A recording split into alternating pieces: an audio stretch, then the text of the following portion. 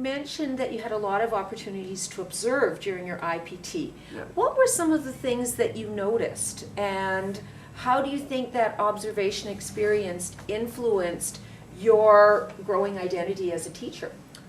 Well, I think to begin, I guess the thing that I really observed in that classroom was not so much what the teacher did, but how the teacher interacted with the students. I thought it was a lot more important to watch the students more than the teacher, just to see what really worked and what really is needed for management, what was needed for activities, differentiation, inclusion of a couple behavioral students that we had. And so it was just a long list of different things. I had a gigantic checklist. I didn't really know what to look for. But it was just sort of a general observing, and as in regards to how it helped me develop as a teacher, I guess it really made me realize that everyone has their own way of succeeding, especially for students. And you really have to know your students first and foremost for you to be able to get them to succeed. So. You mentioned that you had a gigantic checklist. Was it one that you created or one that was given to you?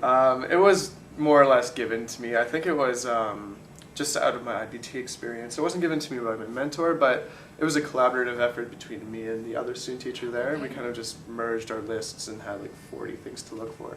And also we had a similar IPT teacher, actually the same one. And so she did give us a checklist of things to look out for.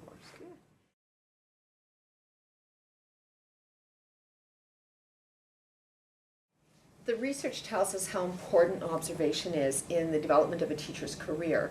I'm wondering what you direct your student teachers to observe in those first few days of their practicum.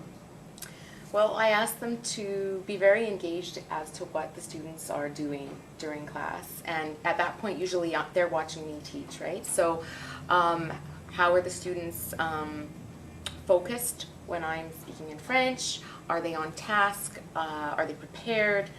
And are they understanding? Because that's really the bottom line. They won't be able to move forward if they don't understand the language. So if not, then I have to find some way to work with them individually, or work with them in groups, and maybe have some different levels at the same time within my class, having them do different things. And I think that's probably the best, so that they can, from the student-teacher perspective, if they're watching me have this in place, then hopefully they can model that as well when it's their turn to take over.